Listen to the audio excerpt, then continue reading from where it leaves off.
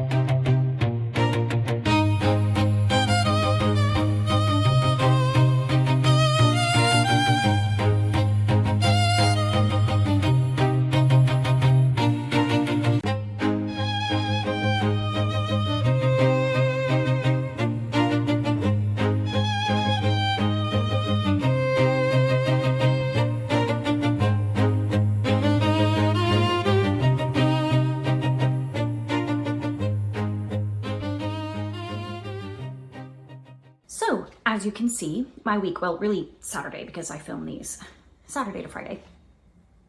My Saturday week began with a book festival.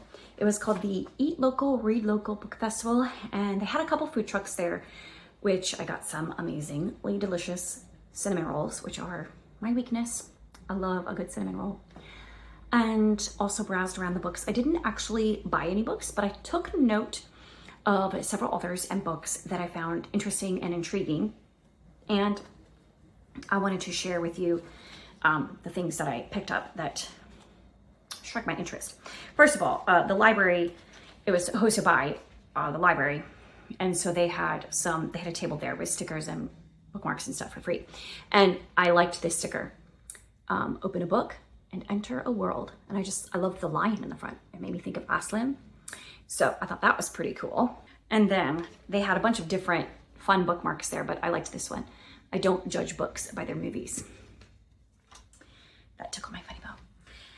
And then as far as authors, I met this author, Christy Landers Talamy, and spoke with her at length about her book. She has one book out in a trilogy. There are two more coming. The first book is Sugarcane Saint, and it's set in the South. I think she said it was like from 1912. The whole trilogy is going to be from like 1912 to 1965 or something like that. Set in the South, and it's like a family saga. So she said it can be kind of heavy, but there's also some lighter aspects to it, I guess, and some hope anyway. And it was really interesting. She had a whole, what did she call it? An immersion reading package or an immersive reading package. More authors should do this. It was so cool. She had the book wrapped in like a gauze tissue bag, not a tissue bag, it's like a gauzy material, like see-through. I can't explain it, but hopefully you saw it in the video. She had packaged with it some calendula salve that a friend of hers had made in a little tin, and somehow that ties into the story. And then there was something else that she included with it that I forget at the moment, but it was all like to go with the reading experience, to make it an immersive reading experience. Anyway, it was really cool. I think that more authors should do that because that was a really neat idea. And then there was a lady who had If you liked Karen Whittemeyer's books, you might like hers. She has a whole series of books that are set in the Wild West that are fairy tale retellings. And this bookmark is for the first in that series, which is called Cloaked. And the series is Once Upon a Western. So I thought that that looked really interesting and like a fun series. I know a lot of people enjoy fairy tale retellings, and she's a Christian author. So I feel like I've seen her name. I don't know how to say it. I should have asked her how to say her name. Rachel Cavacini? No idea. Anyway, fairy tales reimagined as Christian historical fiction. So that looked fun. And her books were not that expensive. So I'm definitely going to keep an eye out for them. And then she has a new series that she's starting, which is, she said, non-magical fantasy. And I think all her books are clean and everything. And this is an Ugly Duckling retelling called A Noble Companion. And so they're still fairy tale retellings, but set in a fantastical world. And this says, raid a dragon's hoard for her dowry. It seemed like a good idea at the time. And then in the back it says, cross the mountain of the moon, ride down into the valley of the shadow, find Gobbler Mountain, face the dragon, get the treasure. If that sounds like your thing, there you go. Check out that author. Oh, this is the Sugarcane Saint, the first book of Ruth by the author I was just talking about, who wrote the trilogy.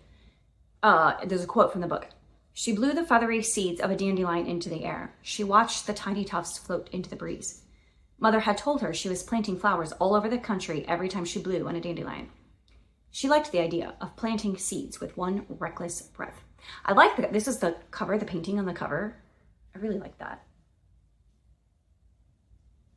There was one more that caught my eye for two reasons. One, because of its premise, and one, because Alison Pataki endorsed it. So that's a pretty heavy endorsement right there. And it says, with its delightful adaptation of Napoleon Bonaparte's real attempt to write a romantic novel, Finding Napoleon offers a fresh take on Europe's most powerful man after he's lost everything. His last lover, audacious Albine de Montfaucon, narrates their tale of intrigue, love, and betrayal. And so I don't know anything about like if it's clean, if it's worth reading or not, but the whole premise intrigued me. So apparently Napoleon Bonaparte started to write a novel, and he kept it with him his whole entire life, and it was never published or anything. I'm not even sure if he finished it, but this author, what's her name? Margaret Rodenberg, she wrote it as if it was Napoleon Bonaparte rewriting the story at the end of his life from his perspective then as an old man who has won everything and then lost everything, and how that impacted his story that he was telling. So I thought that was such an intriguing premise, and so I kind of really want to give that book a try. So if that interests you, there you go. And I also finished The Mysteries of Udolpho. I was determined to finish it before the week was up. So this afternoon, I finished reading it. And I gave it 4.5 stars. I didn't love completely the main character, Emily. As a character, she was a little bit passive, and everything just kind of happened to her. The plot is definitely the main story here, and Emily herself is not a driver of the plot. The plot like happens to her and around her, but never like from her. Like she's not a source of any of the action really. Like she's not a catalyst. It all happens to her. So that's not my favorite sort of heroine of a story, and it made her kind of bland in my opinion.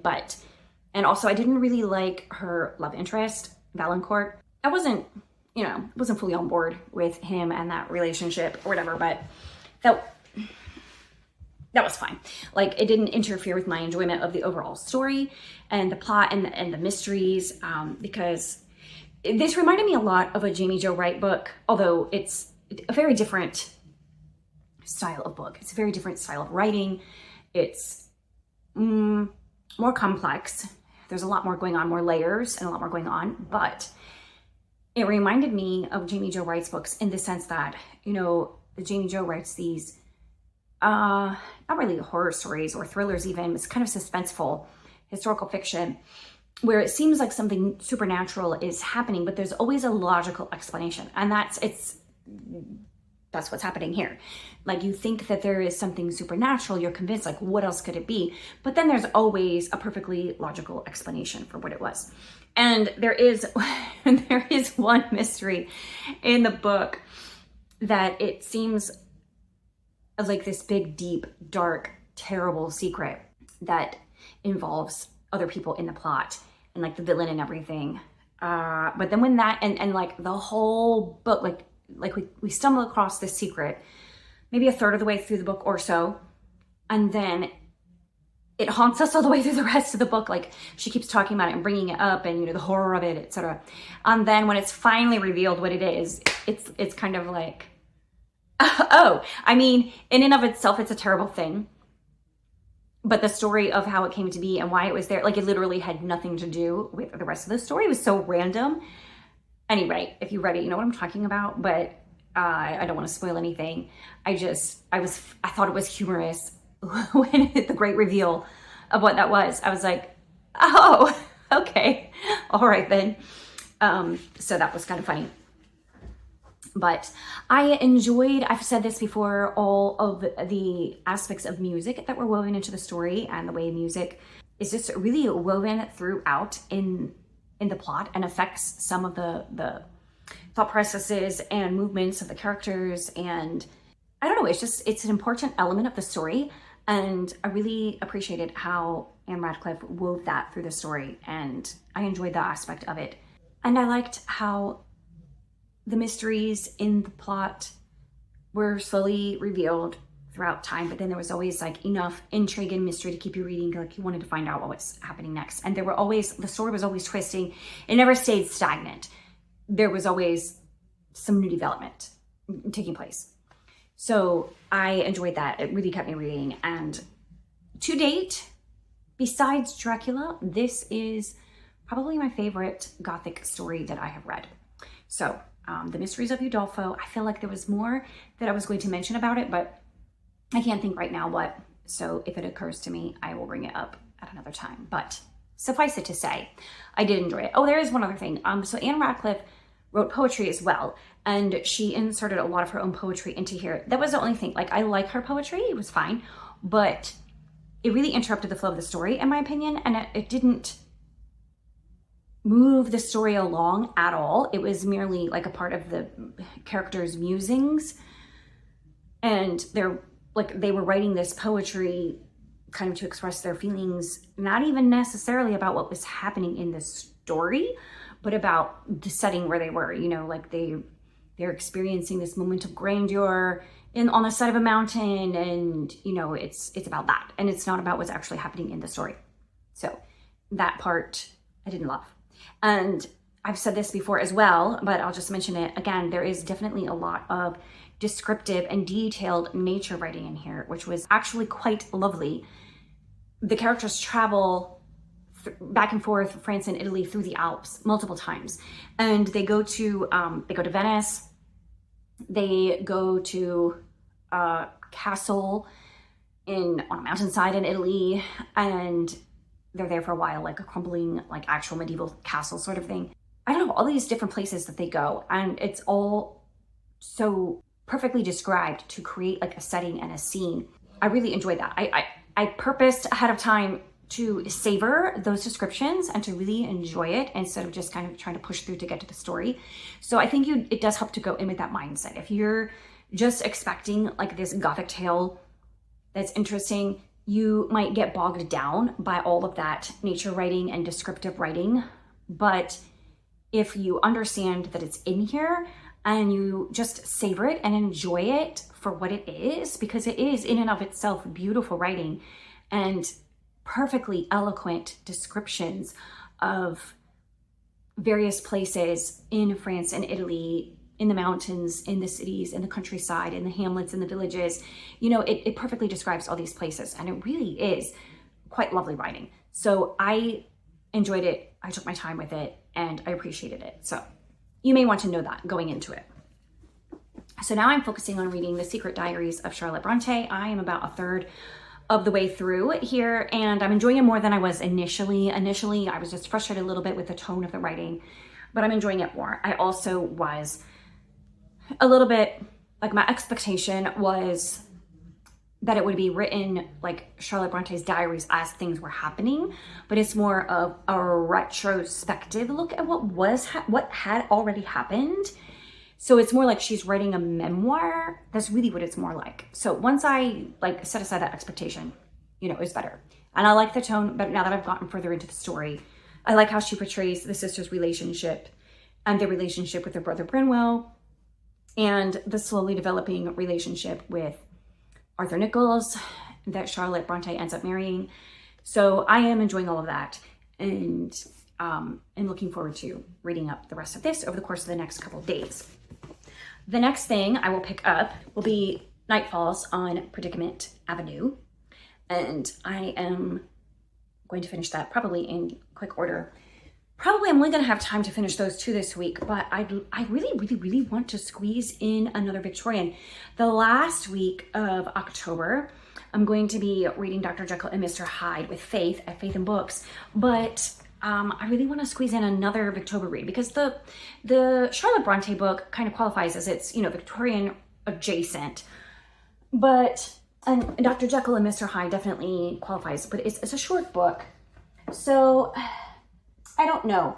I may try to read a Dickens because it's been a while since I've read Dickens, and I need to read another one. And I think I might go for A Tale of Two Cities. So I don't usually have two classics going at a time, but I think that Dr. Jekyll and Mr. Hyde would be an easy one. So, and if I get started with A Tale of Two Cities, then in the next couple of weeks, hopefully I can finish that. So that's going to be I think what I will do. The other alternative is Lady Audley's Secret, which I really want to read, and I may read, even if I don't get to it in October, I may pick it up in November. And also I kind of want to read Shirley by Charlotte Bronte, but that's not, I don't know. I'm going to have to read Victorian literature at other times of the year besides October. So, you know, I'll just read it another time, right?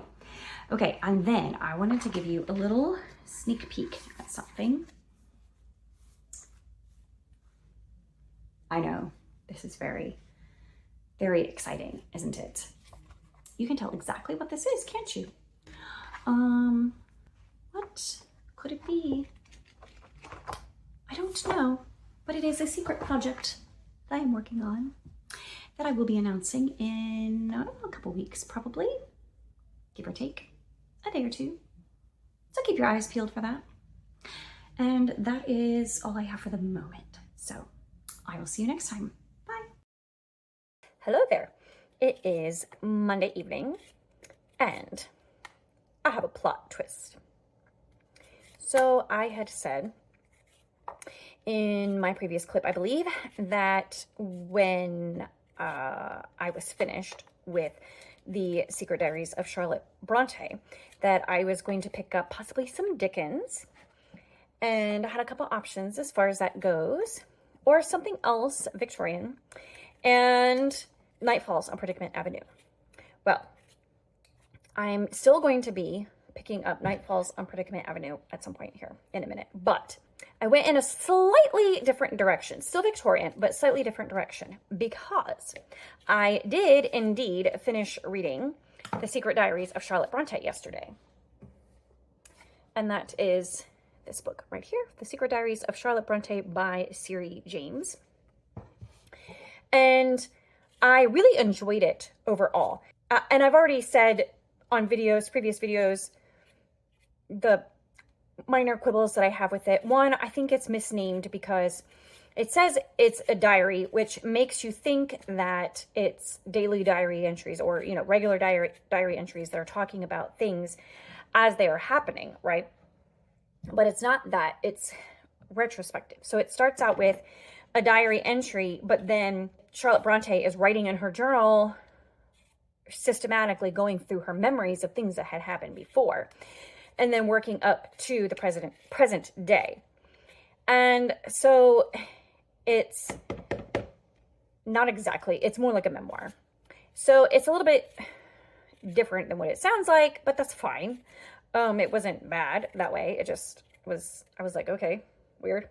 But anyway, the other thing was initially, the character Charlotte and, the things she was experiencing in her life at the time, and some other stuff that was going on. It was a very, very negative, complaining tone. And I was like, I wasn't looking forward to having the whole book be like that, but it wasn't really like that. So, in fact, even though some terrible, tragic things happen in Charlotte Bronte's life, and those parts were difficult to read, that was different because there was like true heaviness. Like there's grieving there, and there's sadness, and there's tragedy. It wasn't like petty, complaining about life circumstances. So I did enjoy it. I thought that this is probably one of my favorite books by Siri James, and I've read several by her. I really enjoyed it. And it kind of got me on a Charlotte Bronte kick. So I kind of switched gears a little bit, and here's where the plot twist comes in. In the book, it covers the time, the Secret Diaries of Charlotte Bronte covers the time of her life when Charlotte Bronte was a published author. So it starts before she publishes her first book, and then it goes through her process of writing the books for each of the books that were published during her lifetime. And so when it was talking about the book that she wrote called Shirley, and the circumstances that were in her life at the time, and the experience she was having while writing it, it was just very interesting, and it made me think, oh, I really want to read Shirley, because it's been on my reread list for a while now. I have I've read Jane Eyre twice, and I've read all of Charlotte Bronte's full-length novels, some of her poetry, and I've not read her letters. That is on my list to read. But I've read a lot of Charlotte Bronte, but it's been a long time since I've read some of it. So Shirley was many years ago, like 20 years ago at least, that I read it. So it's due for a reread. I remember nothing, literally nothing about it. I do know that there were quite a few passages and quotations that I wrote down in my commonplace journal at the time that I read it. And some of them have still stuck with me because I periodically will read through that journal. Sadly, I've not kept it up consistently throughout my adult life, which is unfortunate. But anyways, and when I read through those, those quotes that I wrote down stick with me. So anyway, some of the quotes I know stick with me, but the actual storyline and the characters, I don't remember anything. So it's time for a reread. And a year ago or so, Miriam, she had gifted me with a copy of Shirley. So I actually started this one today. So I'm putting Dickens on hold momentarily. I am thinking that for November, I am not going to participate in any monthly read-alongs. I really don't even know of any that are going on, particularly that are inspiring to me at this specific moment, because I have other goals and things that I need to accomplish that the readathons that I've seen so far aren't really lending themselves towards. So I don't think I'm going to participate in anything other than my regular annual reading challenges for the month of November. And I'm just going to read, I don't know that it's necessarily mood reading, but I'm just going to pick some other things that go with my more overarching goals. And I have a feeling there are a couple of things that I want to read in November that are going to be, in October, that are going to be bumped to November, and I will use that time to read them. So, for example, Dickens, I think I do want to read A Tale of Two Cities, but I think I might push that to November. I'm probably not going to have time to start it, or to finish it, I should say, in October, but I might have time to start it, and then I can finish it in November. And the other one is Rainbow Valley, which I definitely 100% want to read as well. And I kind of want to read that one before Chantel's discussion on it, but I don't know if that's going to happen. Anyway, so I'm going to put Dickens, push it off for a little bit, and read Shirley instead. It is 500 some pages, 600 some pages. So it's going to take me a minute, but I am looking forward to it. But I also am going to pick up Night Falls on Predicament Avenue, and that one hopefully won't take me more than a week to work through at my reading pace of late. So we will see how much of those we get done this week. But those are my plans for the rest of this week. And those are my thoughts on the Secret Diaries of Charlotte Bronte. And here we go. A little more Bronte and a little more Gothic. We just keep going with it. Hello, it is Tuesday afternoon, and normally my Tuesday afternoon evening is quite busy.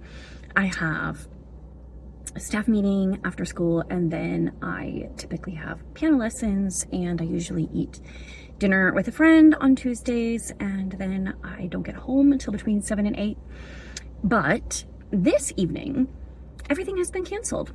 Literally everything. So I have the whole evening free, and I am on my own also because the other members of my family are all occupied with other things. So I'm going to have just a little fun on my own. I am going to go to the library, and I'm going to go to a coffee shop, and I just might indulge in a pastry while I'm there and do a little reading before I head home to the blissful solitude and quiet of my own home, where I will get a little bit of work done before the rest of my family heads home and joins me there, and we have the rest of our evening together. So let's get this evening started.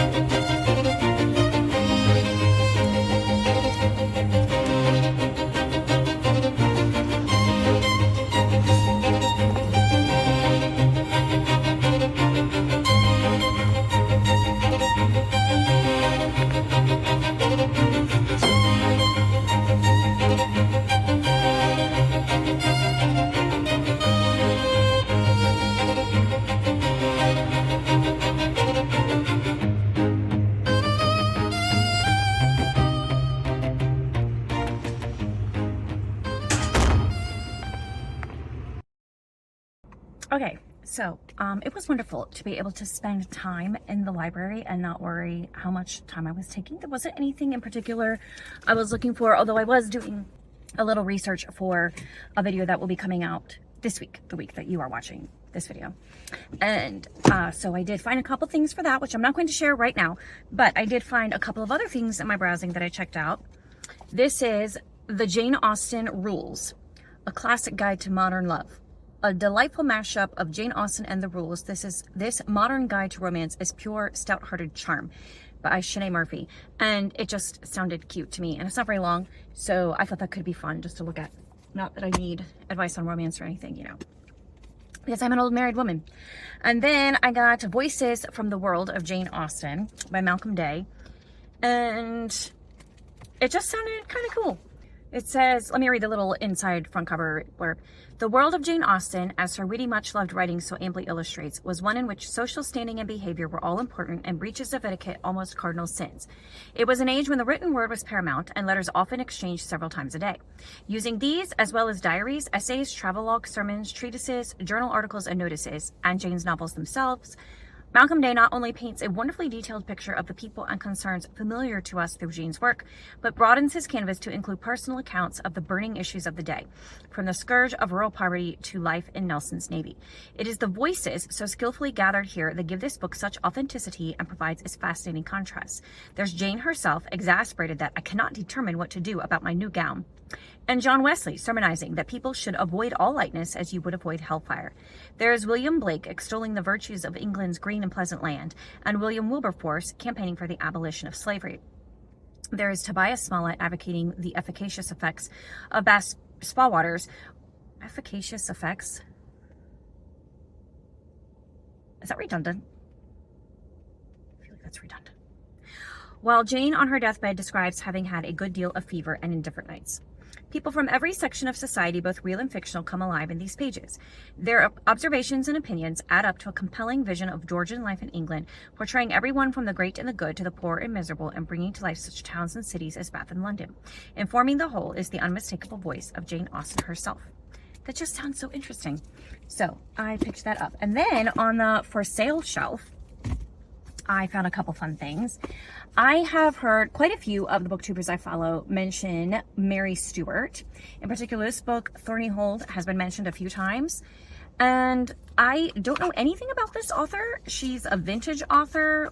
She's writing in the mid-century, I think. This particular book is copyright 1988, so a little bit later than that. But I don't know anything about her, but I've heard a lot of good things about certain of her books. So this really lovely vintage copy was there, so I picked that up for $2.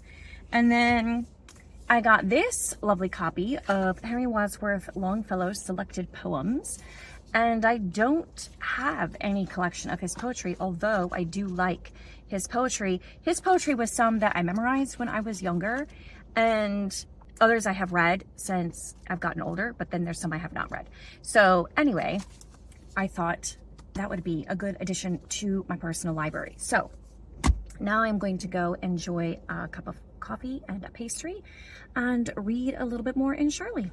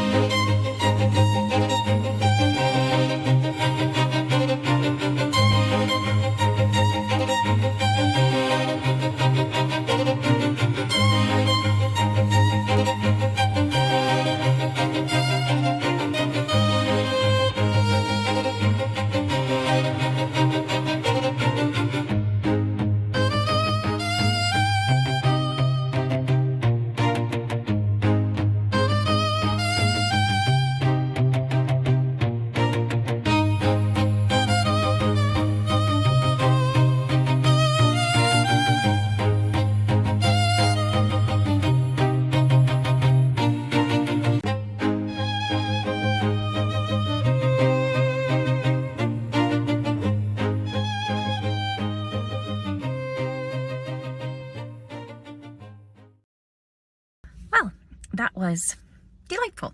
I enjoyed the time out in the fresh air, reading my book and eating my little pastry.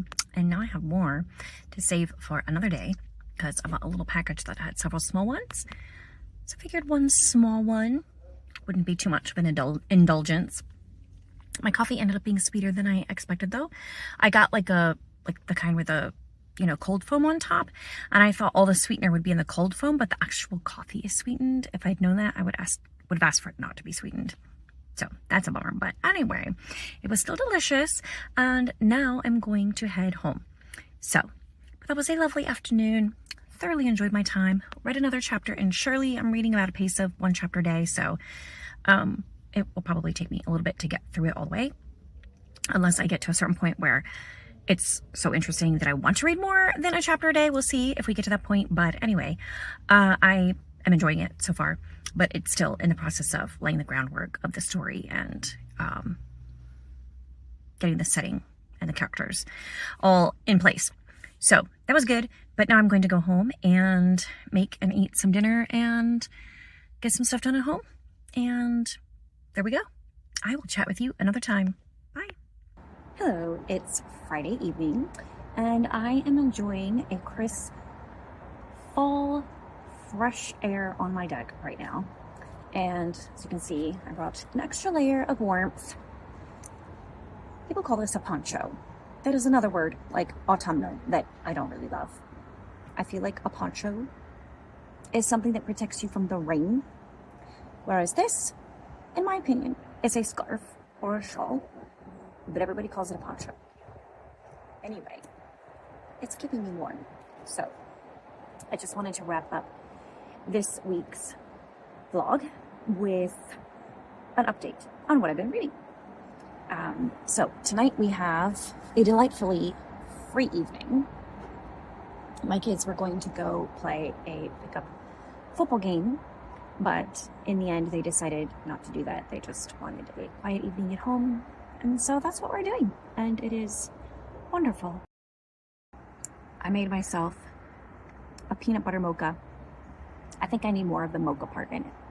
So maybe when I'm done here, I'm gonna go add a little bit more of that. But it's good. So first of all, next week at our staff meeting, we will be discussing the next 2 chapters in this book, Passing the Torch, An Apology for Classical Christian Education by Markos. I was just catching up on Kaylee at Luminous Libro's channel last week or so, and she had read his book From Plato to Christ, and then I think there was another title that she mentioned, maybe From Achilles to Christ. I'm not sure. And both of those titles sound really interesting to me as well. He has actually several titles that sound interesting to me. So I'm reading this one for work. I wouldn't have picked it up otherwise, of my own accord, but it is very rich and deep. And I can't say that I am fully grasping everything that he is trying to say here in this book, but I am getting a great deal out of it, and it's very insightful and it's very rich with knowledge and wisdom. The reason why I'm mentioning it is because the past 2 chapters that we read, the most recent one was canonical versus ideological, and then a shorter chapter which he called basically an addendum to that one, which was books versus textbooks. So these 2 chapters were all about books, specifically classical literature and the great books, as they are commonly referred to, the books that have stood the test of time, the canon of Western literature, the best that Western culture has produced over the past millennia. And he's talking about how those books are vital for an education because they are vital for human development. And it's a really solid defense on that topic. I've also been watching Tristan and the Classics, very interesting series about what modern higher education is doing to literature, and basically they are eroding these underpinnings of our culture and society because of the way they are using and abusing or ignoring our canon of Western literature, which is really an important topic, I think, for nowadays. And so he makes some really fantastic arguments in these books, in this book and in these chapters that I read, not only for the importance of using these curriculums, using these books as curriculum in our classrooms, but also using them correctly. And here's one sentence that kind of explains that briefly. He says, when we are instructed to analyze these heroes, the heroes of literature, under a microscope and judge them by our own modern standards, we turn the dialogue or the conversation between us and the great thinkers of the past. We turn that dialogue into a monologue or a sermon. So in other words, we're preaching to the people in the past and dissociate our mind from the mind of Europe that made us who we are. And he points out that people even do that with the Bible. He says, too often our best Christian scholars, together with their best students, stand in judgment over the Bible rather than allow the Bible to guide, judge, and convict them, which is even worse. Yes, and along the same lines, the great books that I am arguing must serve as the chief foundation of classical Christian education are more than a reading list, they are an arena for dialogue. So that's his main thrust here in these chapters. And he makes a distinction between reading books from the canon for the value that they have in and of themselves in shaping culture and shaping a person's thought processes and ability to learn and ability to think for themselves, etc. To think of books and to use books academically in that way, or for your own life enrichment in that way, rather than trying to promote an ideological idea, which essentially is propaganda, which is unfortunately where much of modern high school literature courses, that's the direction most of them have taken. That ideological, propaganda-based, very focused on contemporary authors rather than great minds of the past that we can dialogue with and learn from, because so many people in academia look with judgment on people of the past, which is so arrogant. I can't even understand how you can get to that point where you can be so arrogant to think that we in our modern society have figured it all out, that we're so much better than they were. Anyway, he makes a list of the Western canon. Now, it's not an exhaustive list, but I marked this up. These are all authors and writers and great thinkers of the past. And he doesn't list many actual works by them, but he just lists the names of the authors. And I'm like, okay. And I've read, some of them. Of course, Jane Austen made it to the list. Charles Dickens is on the list. Jonathan Edwards, John Calvin, Martin Luther, Aquinas, Shakespeare, John Milton. I've read all of those, but there are some that I have not, especially the classical ones, the Greek and Roman ones. And also he has some more modern ones as well that I have not read, like James Joyce, Flannery O'Connor, etc. So anyway, and he has a list in every subject, like he includes math and science books, etc. So that was just very interesting. And another reason why I wanted to mention that is because I'm reading Shirley by Charlotte Bronte, and I felt like at some points, I was reading this while I was reading this. There was, interestingly, a great deal of, maybe thematic overlap between these two books. Now, Charlotte Bronte is not talking about classical education in this book. She does touch on I'm only on like chapter 5, 6, 7, something like that. Not very far. It's not like a treatise on education or whatever in this book, although her other stories have involved a great deal of educational settings, and she does speak to that to an extent. But she's not talking about the best way to educate someone so far in this book. That's not the overlap I'm seeing. This book is talking about the shaping of a person's character and the best way to go about it in an academic setting. In this book, she was describing in detail a character in this story named Mr. York. And she was describing his character, but she was describing it in such a way as to relate to the reader the circumstances and the positions and experiences in life this person had that shaped his character. And it was like almost a living expression of the sort of ideas that Louis Markos is talking about in this book, about what shapes characters in stories, because he's mentioned multiple different stories and books and how the characters were shaped by things that happen in the story. But also he's talking about shaping young minds and people moving into the next generation. And here she is talking at length about the shaping forces in this man's life from a very similar perspective on character. And so I found that very interesting, that crossover. So anyway, I really have been enjoying this. The other thing I wanted to mention is in this book, and I've noticed this before in Bronte's writing, and another author that this really sticks out to me is Lucy Maud Montgomery. They are obviously so well versed in scripture that it flows out in their writing. They're even just a sentence that's not even about anything particularly spiritual or religious in nature. It just has a biblical phrase in it. And there are so many references in here that I catch that are biblical. And then if you look through the footnotes, you can see how many of the footnotes, the reference that they're giving is a Bible passage for the comments that Bronte is making. All right, this is turning out to be a very lengthy final clip here. It's going to turn my video into like 45 minutes long, but let me try and finish up. I have not read too much more in Rainbow Valley. I am finding it delightful and I'm really enjoying it, but I'm only about 10%, 20% of the way through. And I hope to get a little bit further this weekend. Surely I'm just reading a chapter a day for now, and so that I have time to read other stuff as well.